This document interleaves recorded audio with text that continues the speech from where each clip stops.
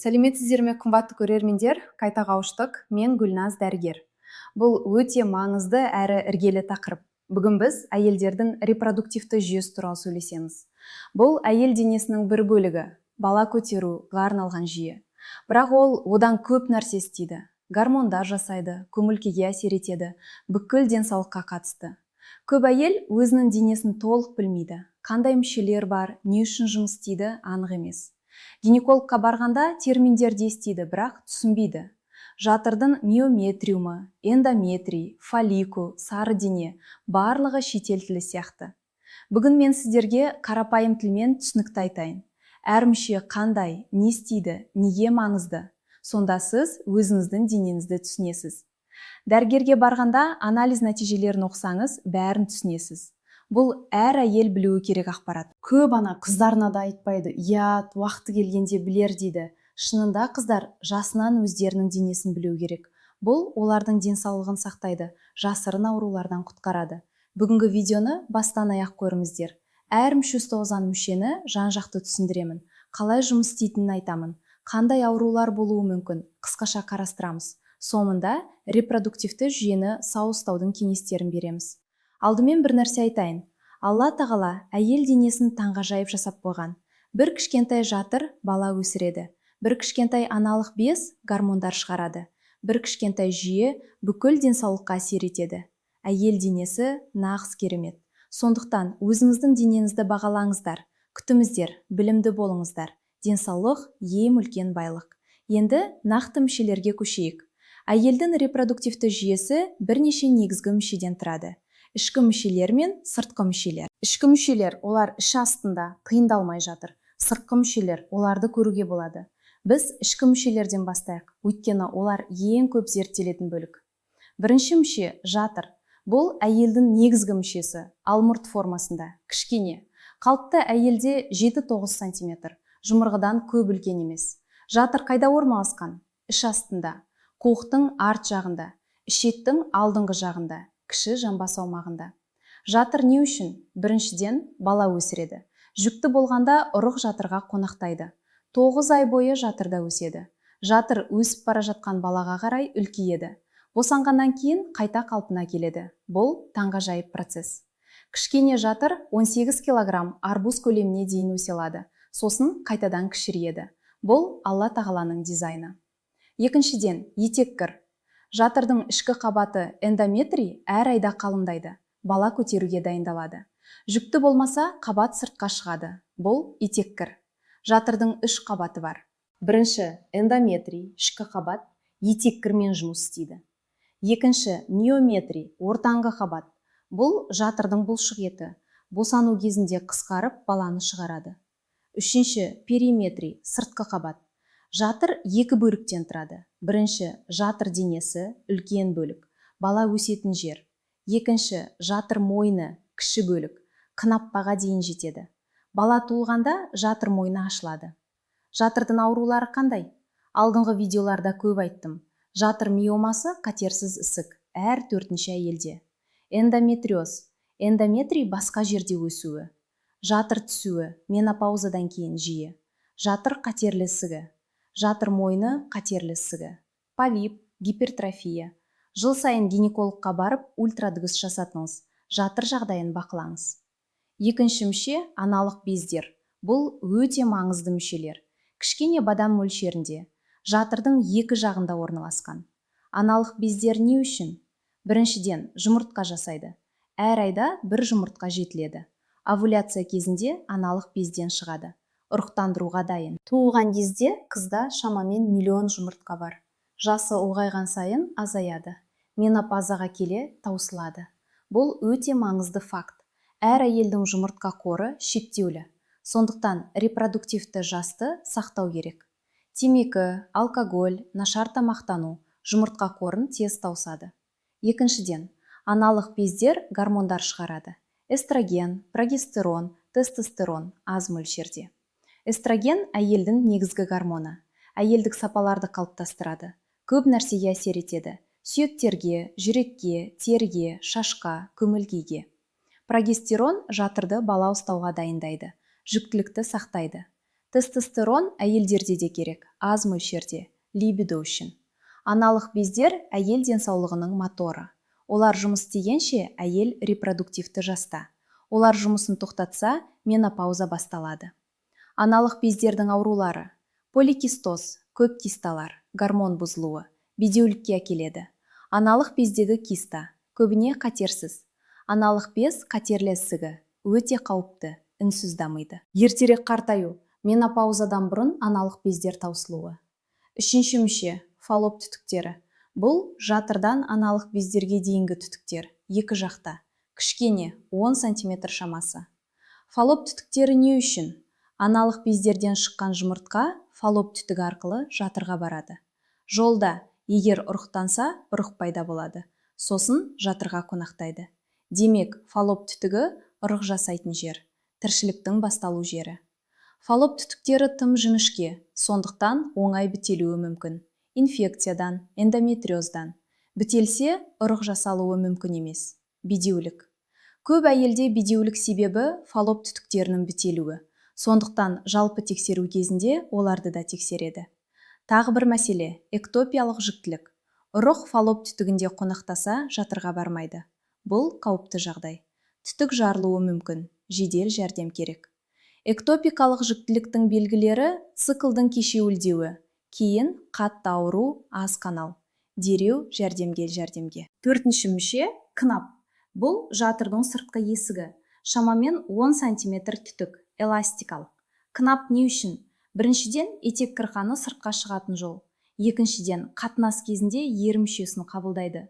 Үшіншіден, бала туу кезінде туу жолы. Кнап өзіндік микрофлорасы бар, лактобактериялар.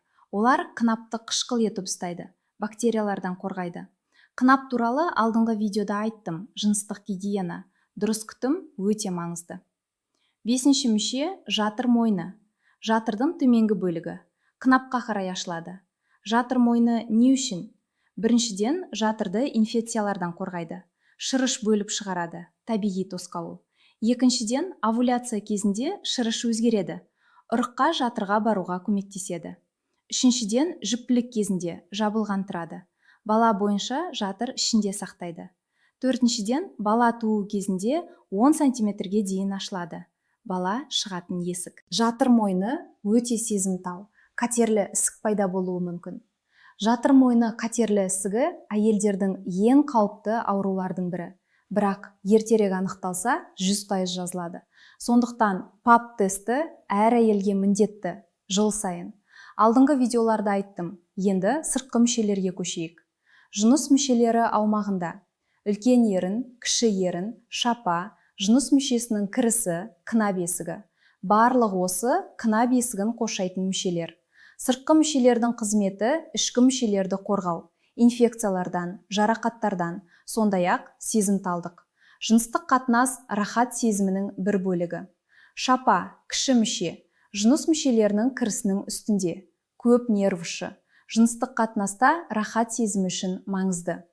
Сыртқы мүшелердің аурулары: қабыну, вульвит, тітіркену, қызару, кейбір инфекциялар, кейде қатерлі ісіктер, өте сирек. Тағы маңызды бөлік – сүт бездері. Олар репродуктивті жүйенің бір бөлігі ретінде есептеледі. Себебі гормондармен басқарылады.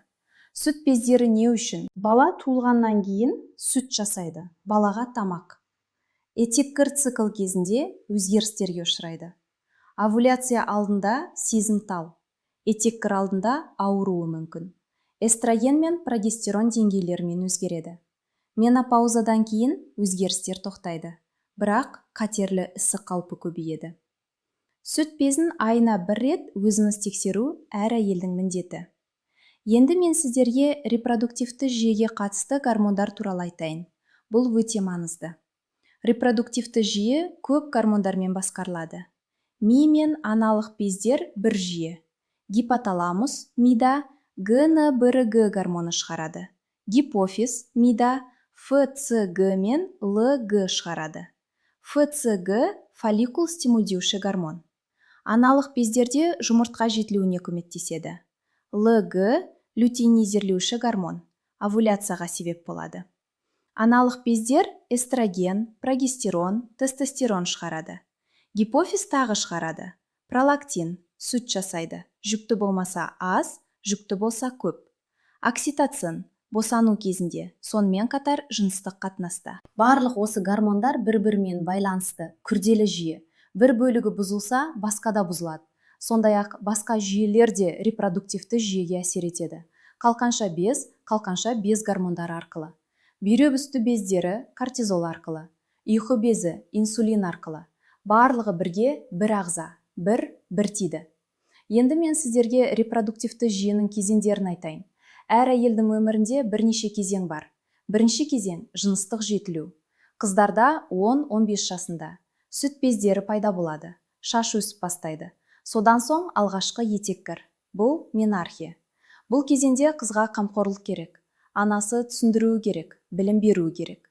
Екінші кезең репродуктивті жас. Шамамен 15-45 жас. Етеккір цикл тұрақты, жұмыртқа ай сайын жетіледі. Жүкті болуға қабілеті жоғары. Бұл кезеңде балалы болу, отбасы құру, денсаулықты сақтау. Үшінші кезең пременопауза, 45-50 жас аралығы. 1-2-10 жыл созылуы мүмкін. Гормондар бұзыла бастайды, циклдар тұрақсыз. Бірінші ыстық толқындар, көңіл-күй өзгерістері. Бұл кезеңде өзіне қамқорлық, гинекологқа жиі бару. Төртінші кезең менопауза. Етеккірдің толық тоқтауы, шамамен 50-55 жас. Менопауза жыл бойы етеккір болмаған кезде расталады. Жасы үлкен әпкелерге қатысты анық жасы келе-келе білесіздер. Бесінші кезең постменопауза. Менопаузадан кейінгі өмір. Жоғары 30-40 жыл. Гормондар тұрақты, бірақ төмен, етеккір жоқ. Жүкті болу мүмкін емес. Бұл кезеңде басқа аурулар көбейеді. Остеопороз, жүрек ауруы. Сондықтан өмір салтын дұрыстау керек. Әр кезеңде өзіндік ерекшеліктер бар. Әр қайсысында өзіне қамқорлық керек. Енді мен сіздерге репродуктивті жүйеге зиянды факторларды айтайын. Біріншіден темекі. Темекі әйел гормондарын бұзады, жұмыртқа қорын тез таусады, ертерек менопаузаға әкеледі, бедеулік қаупін көтереді. Темекі шегетін әйелдерде менопауза 2-4 жыл ертерек басталады, жұмыртқа сапасы нашар. Екіншіден алкоголь, бауырды бұзады. Бауыр гормондарды өңдейтін орган.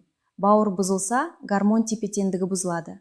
Менопаузадан кейінгі әйелдерде алкоголь сүт безі қатерлі ісігі қаупін көтереді. Үшіншіден артық салмақ. Май жасушалары эстроген өндіреді. Артық эстроген жатыр миомасы, эндометриоз, кейде қатерлі ісік қаупін көтереді. Сонымен қатар инсулинге қарсылық, гормондарды бұзады. Төртіншіден аз қозғалыс, қан айналымын нашарлатады.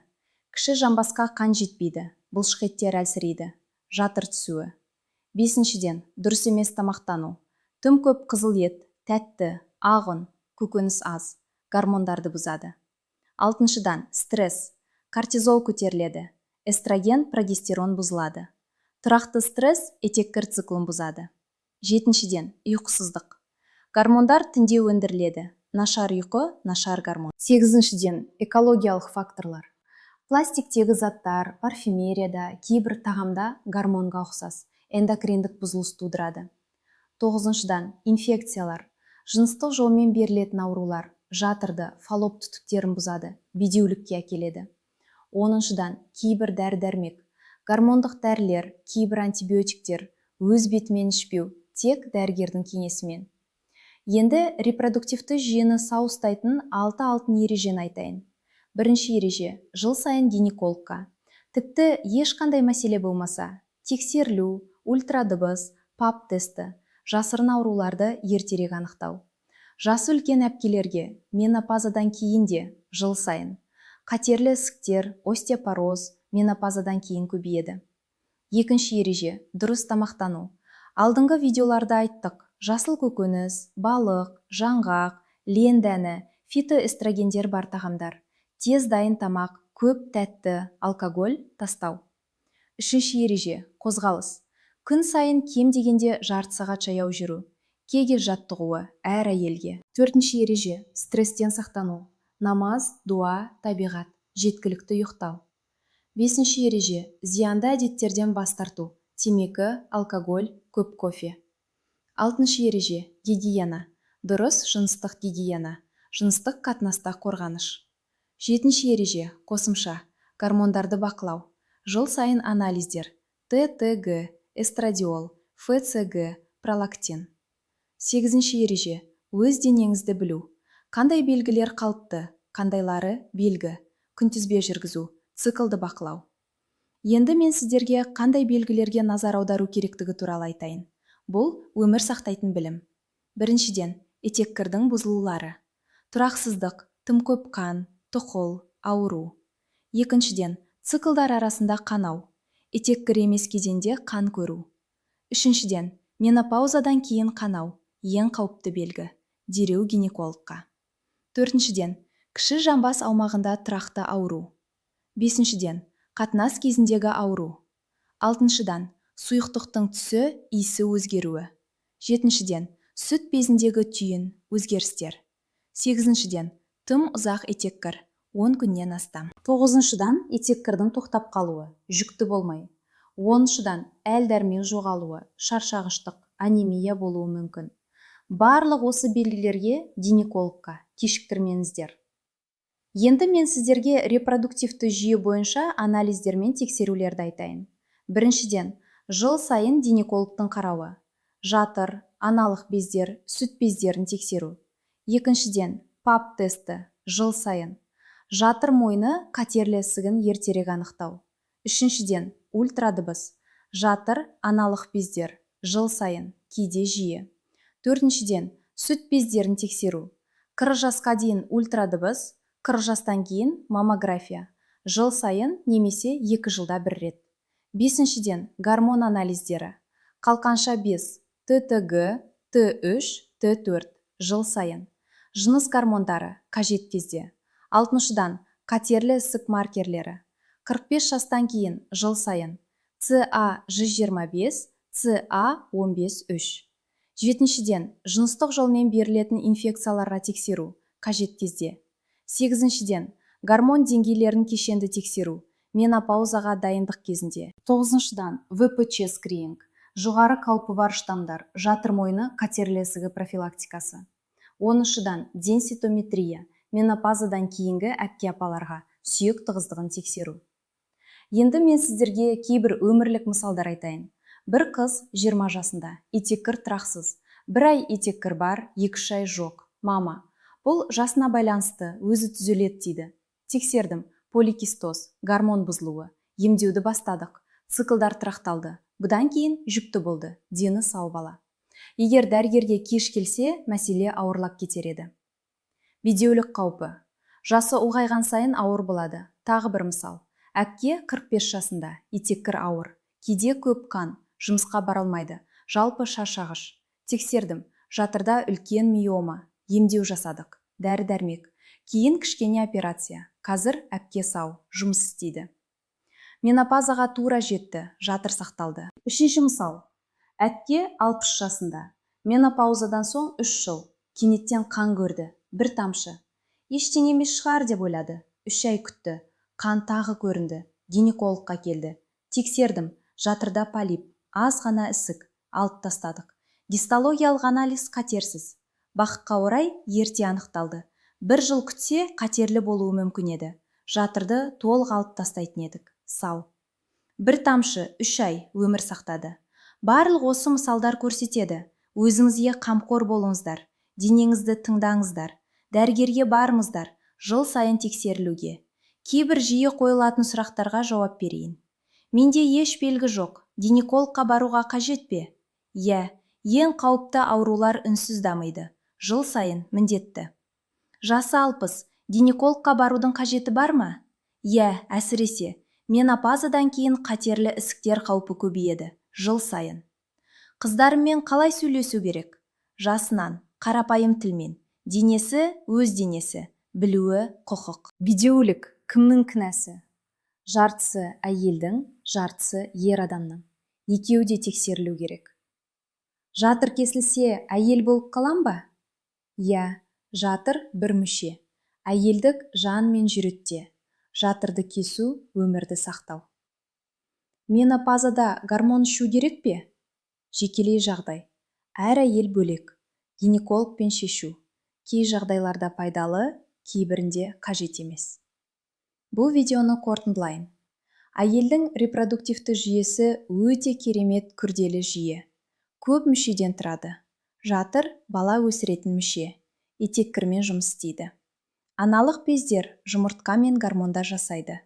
Әйел денсаулығының моторы. Фаллоп түтіктері ұрық жасалатын жер. Қынап, қатнас, етеккір, бала туу жолы. Жатыр мойны, қорғаныс. Қатерлі ісік қаупі бар жер. Сыртқы мүшелер, қорғаныс, сезімталдық. Сүт бездері гормондармен басқарылады. Барлығы бірге, таңғажайып жүйе. Көп гормон осыларды басқарады.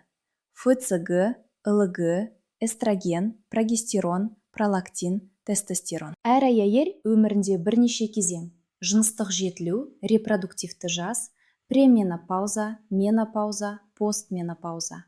Әр кезеңде өзіне қамқорлық керек.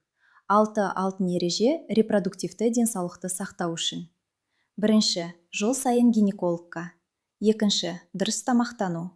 Үшінші, қозғалыс. Төртінші, стресстен сақтану. Бесінші, зиянды әдеттерден бас тарту.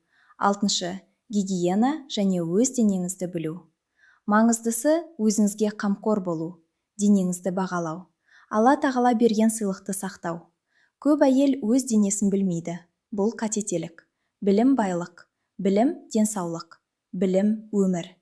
Қыздарымызға айтыңыздар, олар жасынан денесін білуі керек. Аналар сабырлы, қарапайым тілмен. Денсаулық туралы ұят жоқ. Жасы үлкен апа-аналарыңызбен сөйлесіңіздер. Олар көбіне білмейді. Менопаузадан кейін гинекологқа баруға қажет деп ойламайды. Сіздер оларды бақыттаңыздар. Жұбайыңызбен ашық сөйлесіңіздер, жасырмаңыздар.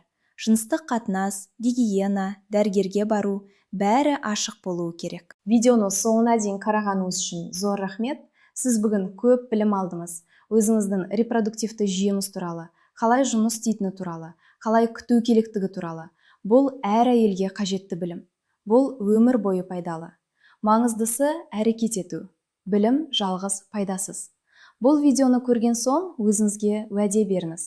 Жыл сайын гинекологқа бара алатын болам. Денемді тыңдайтын болам. Белгілерді елемейтін болам.